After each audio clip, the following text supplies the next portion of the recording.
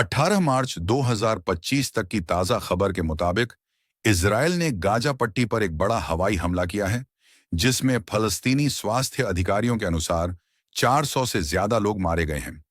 यह हमला 2 महीने के सीज फायर युद्ध विराम के बाद हुआ, जो 19 जनवरी 2025 को शुरू हुआ था, और इससे इस शांति समझौते के पूरी तरह टूटने की संभावना बढ़ गई है।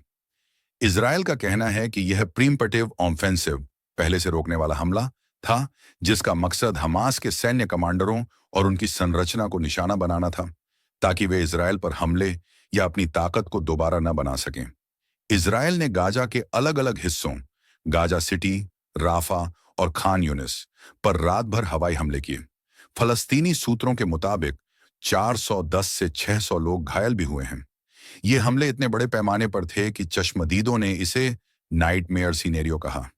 इजरायल का बयान। इजरायली प्रधानमंत्री बेंजामिन नेतन्याहू के कार्यालय ने कहा कि ये हमले हमास के आतंकी ठिकानों पर किए गए और इसका मकसद 7 अक्टूबर 2023 के हमास के हमले में लिए गए बंधकों को छुड़ाना भी शामिल है।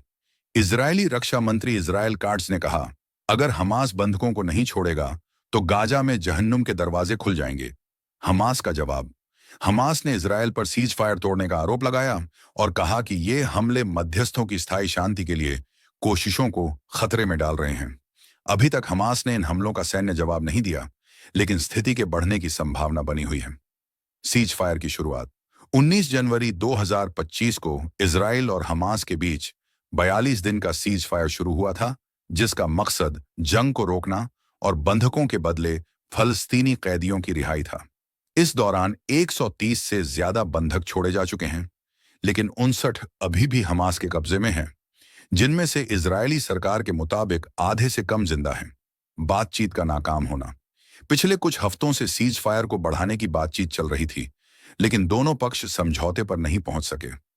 इजरायल ने कहा कि हमास ने नए बंधक छोड़ने से इनकार किया, जबकि हमास ने इजरायल पर शर्तें बदलने का आरोप लगाया।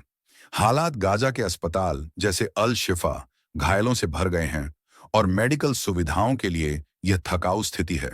सहायता आपूर्ति 2 हफ्तों से बंद है, जिससे मानवीय संकट और गंभीर हो गया है। लोगों की हलचल। हवाई हमलों के बाद हजारों लोग अपने घर छोड़कर सुरक्षित जगह की तलाश में निकल पड़े हैं, लेकिन गाजा में कोई भी इलाका अब सुरक्षित नहीं लग रहा। अंतर्राष्ट्रीय प्रतिक्रिया। संयुक्त राष्ट्र एजेंसियों ने इन हमलों की निंदा की है और कहा है कि यह मानवीय स्थिति को और खराब करेगा। अमेरिका व्हाइट हाउस ने कहा कि इजरायल ने इन हमलों से पहले उनके साथ सलाह की थी।